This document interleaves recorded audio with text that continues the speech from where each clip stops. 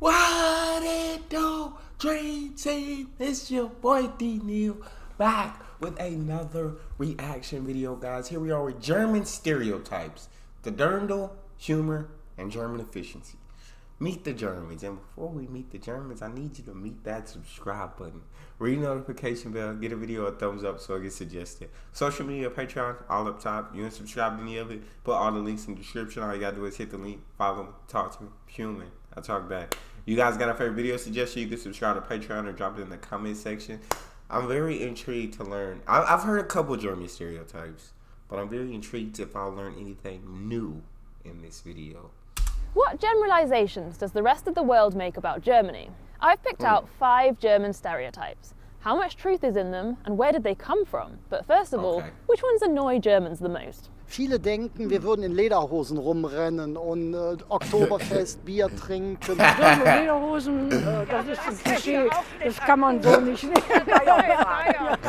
Dass die deutsche Sprache so aggressiv wirkt. Dass die Deutschen keinen Humor haben, also jedes Land hat irgendwie einen eigenen Humor. Also that is one thing I do hear, right? That a lot of people do say like Germans have no sense of humor or like less of a sense of humor. But in the videos I've seen, I do find that definitely that's a stereotype because there's no truth in that I feel in what I've seen. I've never been to Germany, and so I can't be 100%, but from what I've seen, it seems like they have a sense of humor. I like he said like they wear lederhosen and it's Oktoberfest all the time and just constantly drinking beer. Deutschen keinen Humor like haben, this. also jedes Land hat irgendwie einen eigenen Humor, also das ist Quatsch. Ein bisschen umständlich, langweilig, das sind wir ja eigentlich nicht.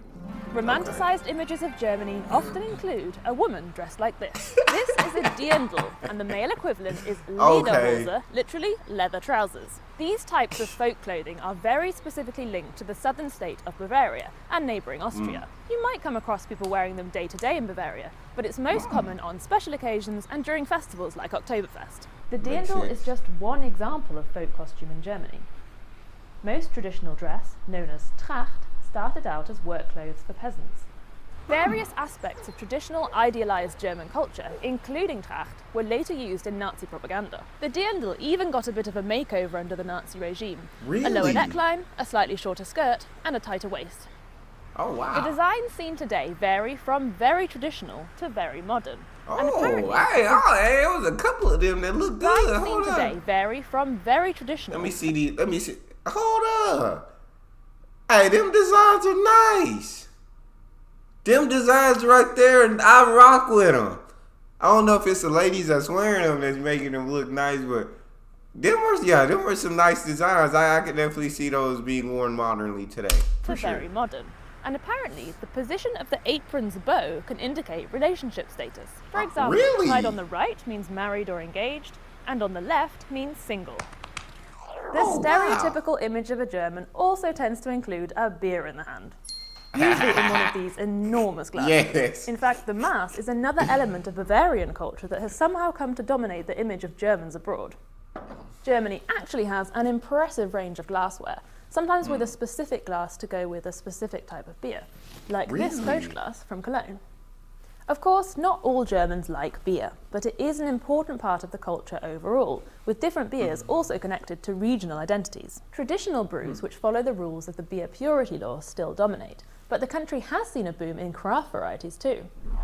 And the popularity of non-alcoholic beer shows that the Germans' taste for beer is more than just a thirst for alcohol. Cheers to that. 5 Minuten. Y'all got non-alcoholic beers popular there too? Yeah, okay. Y'all really do just absolutely love the taste of beer then. It's not just because I feel like in college, I never really loved the taste of beer. Like I grew to like it, but I never loved the taste of beer. But I loved the feeling of like being drunk.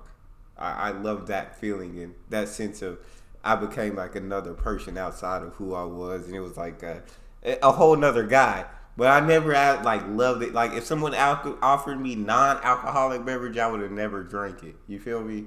So that's interesting. Beer is more than just a thirst for alcohol. Cheers to that. 5 Minuten vor der Zeit ist des Deutschen Pünktlichkeit. So goes the German saying, which means that punctuality in Germany means arriving 5 minutes early. Well, whoever decided this forgot to tell the trains. It's practically a national sport here to moan about train delays. And after 4 years of commuting, I'm well and truly on board, so to speak. But a lot of German people do pride themselves on being on time, and punctuality is a characteristic you see again and again attributed to the Germans. So where did this punctual reputation come from? Let's talk to a time expert. Die Preußen waren sehr erfolgreich in der Vertaktung von Mensch und Maschine. Die protestantische Ethik, eben der Fleiß, der Gehorsam, die Pünktlichkeit als Tugend, die hat auch viel dazu beigetragen. Haben die Deutschen allgemein ein gutes Verhältnis zu der Zeit? Da ist jetzt die spannende Frage, was heißt gut? In Deutschland ist der Begriff Zeit häufig mit so einem Muss verbunden. Zeit ist etwas, das kann ich eben organisieren, sparen, in den Griff bekommen. Ich muss sie managen. That brings us on to the next stereotype. So yeah, definitely sounds like they're absolutely great at managing time because they relate time with commitment. I like that. I really like that, except them trains. I guess them trains ain't get the memo. Other than that, the people are good, but the trains, they ain't get the memo. In den Griff bekommen, ich muss sie managen. That brings us on to the next stereotype, German efficiency, which gets a big thumbs down from me.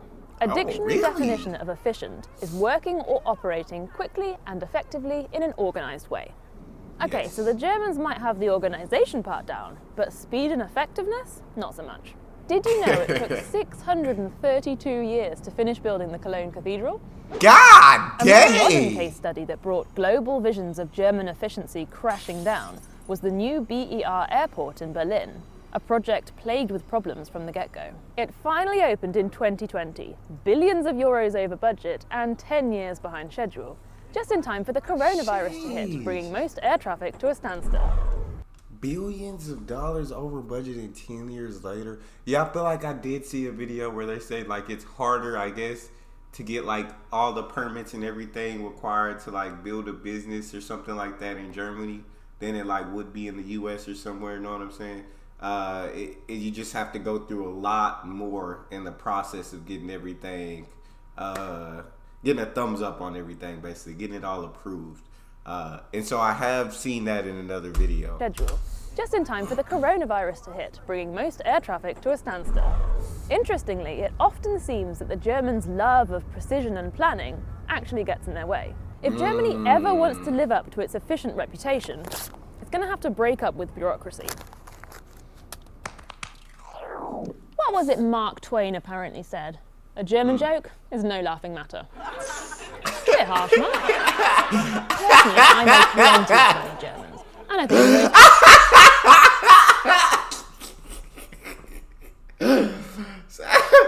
that's tough. That a German joke is no laughing matter.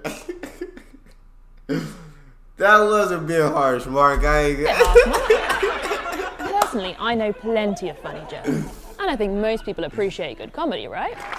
Yeah. However, what is sometimes missing from the comedic toolbox here is the ability to take things a little less seriously and have a good old laugh at yourself. But don't take my word for it. Let's talk to someone who knows a lot about the German relationship with humour. Gail Tufts is a comedian from the United States who's been in Germany for more than 30 years. This country is the size of Texas, but it is incredibly regional, and not just with accents, but also with what they eat, what they drink, and when they laugh. The people who come from the Rhineland, they're ready to laugh. They're ready to have a good time. They're the party people of this country. And then the Berliners have seen everything because it is the cultural capital of this country. So they'll all sit back and say, well, tell me about it. And the North Germans are incredibly dry, but really smart. And in the South, there's a warm-heartedness. In Stuttgart, for example, talk about food. You can do a 20-minute monologue about bread. They will be rolling in the aisles in Stuttgart. So where does the German reputation come from? You have to kind of go back to the Second World War in those glorious, the golden 20s, where there was so much entertainment and so much theater. A lot of the Germans that were involved in that were Jewish. And they were either exterminated and murdered, or they fled to the States. And after the war, of course, things weren't that funny, because where does comedy come from? It comes from my experience, my storytelling.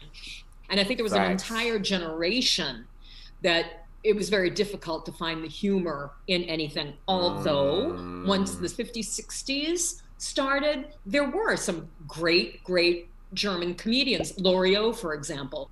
In the 90s and the 2000s, all of a sudden comedy clubs started popping up and mixed shows where there would be 4 different comedians a night. And now you've got a comedian for every taste. Germans do have a sense of humor, and thankfully it's thriving, because in these times we all need a sense of humor. I'd love to know. We all definitely do need a sense of humor, but I can understand how they got that reputation now that she explained that.